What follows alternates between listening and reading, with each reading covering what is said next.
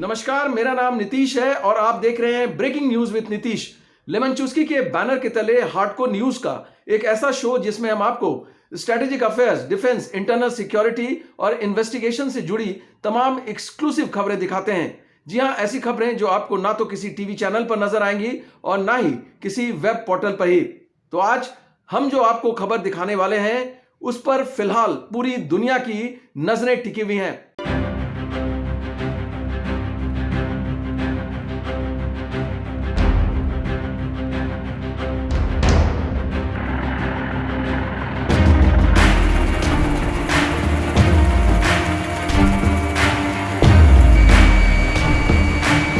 जी हां, आप समझ गए होंगे, हम बात कर रहे हैं यूक्रेन पर रूस के हमले की। आज अपनी स्पेशल रिपोर्ट में हम आपको वो तथ्य दिखाएंगे जो कि अब तक मीडिया में नहीं आए हैं और ना ही किसी वेब पोर्टल पर ही आए हैं।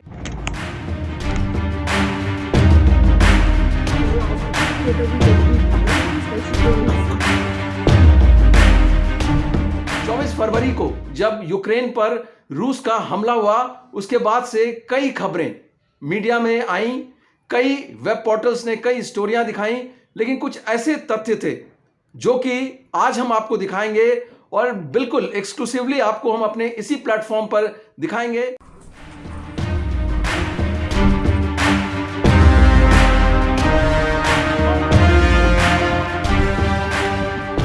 आज हम आपको बताएंगे कि इस हमले के लिए रूस ने कैसे तैयारी की थी, कैसे प्लानिंग की थी। लेकिन आगे बढ़ने से पहले जान लेते हैं कि आखिर यूक्रेन पर रूस ने हमला क्यों किया। इस बारे में बता रहे हैं हमारे डिफेंस और strategic affairs expert Sanjeev Srivastava. Russia के राष्ट्रपति व्लादिमीर पुतिन बेहद महत्वाकांक्षी हैं और उन्होंने अपने बयानों के माध्यम से, अपने हाल के राष्ट्र के नाम संबोधन के माध्यम से भी और अपने पिछले लिखे गए एक आर्टिकल के माध्यम से भी ये स्पष्ट किया है कि वो पूरी रशिया की प्रभाव को उसी तरीके का स्थापित करना चाहते हैं जैसा कि सोवियत यूनियन के समय में हुआ करता था। वो पूरे सोवियत यूनियन के विघटन को रशियन समाज के लिए अच्छा नहीं मानते और जो रशिया की जो पुरानी ग्लोरी है, पुराना जो वैभव है, उसे फिर स्थापित करना चाहते हैं। और इस महत्वाकांक्षा की सिद्धि के लिए वो जहाँ कहीं भी उन्हें अवसर मिलता है वो अमेरिका और वेस्टर्न कंट्रीज़ की जो हेजीमोनी है उसको चैलेंज करने से नहीं चूकते हैं।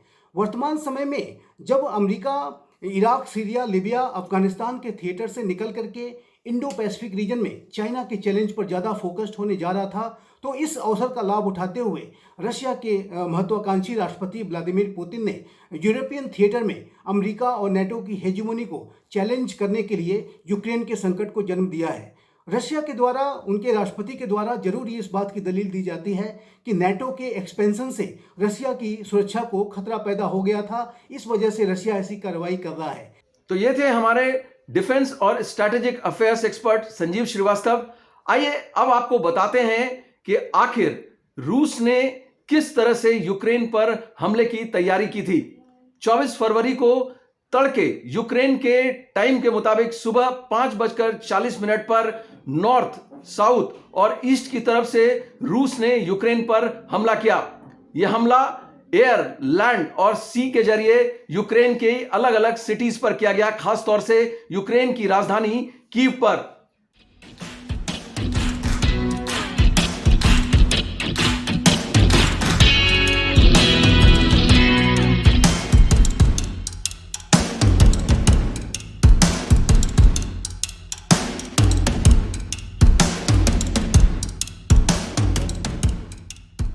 जी हां, इस हमले के 48 घंटे पहले प्रोपेगेंडा के तहत रूस ने 2000 सोशल मीडिया अकाउंट्स बनाए जो कि डिफरेंट सोशल मीडिया ऐप पर थे, मसलन टेलीग्राम पर, ट्विटर पर, फेसबुक पर और दूसरे सोशल मीडिया ऐप पर। इन ऐप्स के जरिए यूक्रेन के लोगों पर मनोवैज्ञानिक दबाव बनाना शुरू किया गया।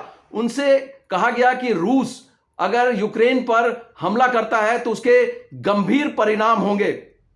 और 24 घंटे पहले, हमले के 24 घंटे पहले उन सोशल मीडिया ऐप्स को साइबर अटैक के जरिए डाउन कर दिया गया या यूं कहें डिसेबल कर दिया गया।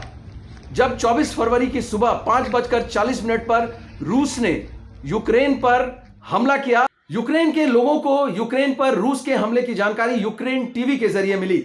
इस बीच रूस ने नाटो कंट्री से जो भी सीमाएं यूक्रेन की मिलती थी उन सबको ब्लॉक कर दिया था, उन सबको सील कर दिया, ताकि किसी भी तरह की मिलिट्री एड या किसी भी तरह की सैन्य सहायता वो यूक्रेन तक ना पहुंचे। इसके अलावा साउथ यूक्रेन में एक नॉर्थ क्रीमियन कैनाल है जो कि जॉर्जिया यूक्रेन बॉर्डर पर है, वो भी एक वाटर चैनल हो सकता था नाटो कंट्रीज के लिए यूक्रेन तक मिलिट्री एड पहुंचाने का, उसको भी रशिया ने ब्लॉक कर दिया था।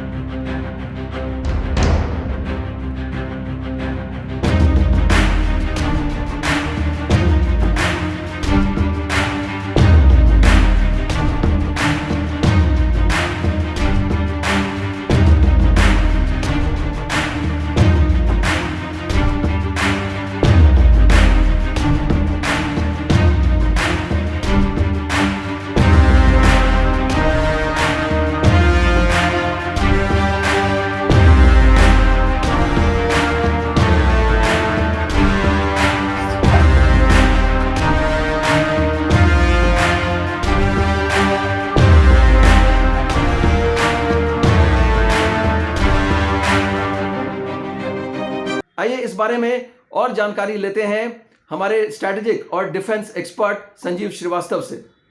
रशिया के राष्ट्रपति व्लादिमीर पुतिन सोवियत यूनियन की खुफिया एजेंसी केजीबी के टॉप स्पाई रहे हैं।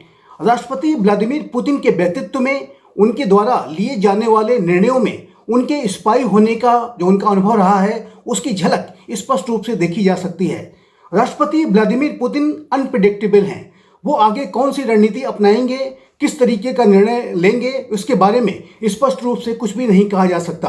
वो अपनी सारी रणनीतियाँ, सारे जो उनके कृत्य होते हैं उसमें वो काफ़ी गुप्तता बरतते हैं। और वर्तमान समय में जो यूक्रेन का संकट पैदा हुआ है, जिस तरीके से रशिया ने यूक्रेन के ऊपर हमला किया है और जो रणनीतियों के साथ रशिया पूरे यूक्रेन को अपने कब्जे में लेने की कोशिश कर रहा है, उससे में भी राष्ट्रपति व्लादिमीर पुतिन के केजीबी का जो उनका अनुभव रहा है उसकी झलक स्पष्ट रूप से देखी जा सकती है। जो राष्ट्रपति पुतिन की अनप्रेडिक्टेबिलिटी है वो जाहिर है कि अमेरिका हो या नाटो हो, वो सभी के लिए लगातार एक ऊहापोह की स्थिति पैदा करती है। और राष्ट्रपति व्लादिमीर पुतिन के अगले स्टेप्स के बारे में स्पष्ट रूप से कुछ भी नहीं कहा जा सकता। इसी वजह से रशिया के यूक्रेन के विरुद्ध किए गए एग्रेशन के विरुद्ध अमेरिका हो या नाटो हो या यूक्रेन हो, उसने अपनी जो तैयारियां हैं हर तरीके से पुख्ता कर रखी थी। यहाँ तक कि जो बीजिंग विंटर ओलंपिक्स चल रहे थे उसमें भी इस बात के कयास लगाए जा रहे थे कि रशिया के राष्ट्रपति व्लादिमीर पुतिन क्या वो बीजिंग विंटर ओलंपिक के दौरान ही ये हमला करेंगे या उसके बाद ये हमला करेंगे, क्योंकि कई बार ऐसा देखा जाता है कि वो अपने एडवर्सरीज के जो उसकी सोच होती है, जो उनके द्वारा जो रणनीतियाँ एडॉप्ट की जाती हैं उसके बिल्कुल अलग वो स्टेप्स लेते हैं और वो किसी भी एडवर्सरी को चौंका सकते हैं। यूक्रेन के बारे में आपको एक और जानकारी दे देते हैं। यूक्रेन को bio threat capital of the world कहा जाता है। जी हां, वहां भारी संख्या में रशियन ओरिजिन के बायो वेपन्स हैं। इसके अलावा काफी तादाद में, काफी बड़ी मात्रा में वहां पर न्यूक्लियर वेपन्स भी हैं। और ये वेपन्स यूक्रेन के पास CIS के समय से ही हैं। सोवियत संघ जब अस्तित्व में था उस समय से ही यूक्रेन के पास ये वेपन्स हैं।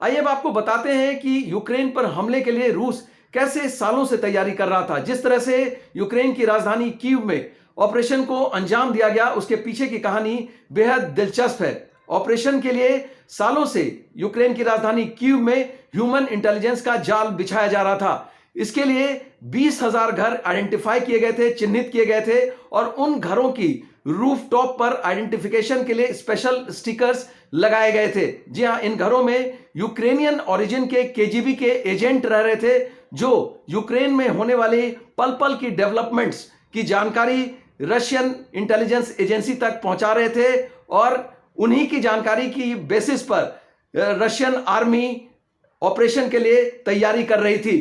जब रूस की आर्मी यूक्रेन की राजधानी में घुसी तो सर्च और सैनिटाइजेशन ऑपरेशन के दौरान वो इन घरों में भी गई, लेकिन स्पेशल स्टिकर्स देखकर वो वापस लौट गई।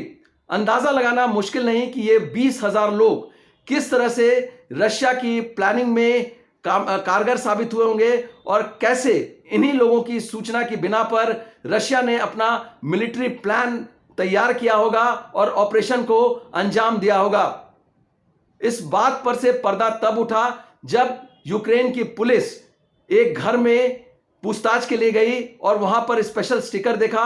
घर में रहने वाले शख्स को जब हिरासत में लिया गया और उससे कड़ी पूछताछ की गई तो वो टूट गया और उसने ये जानकारी दी। उसके बाद से यूक्रेन की पुलिस ने तकरीबन 250 केजीबी के एजेंट्स को यूक्रेनियन ओरिजिन के, जो कि ऐसे ईयरमार्क्ड, जो कि चिन्हित घर थे उनमें रह रहे थे, उनको अरेस्ट किया है।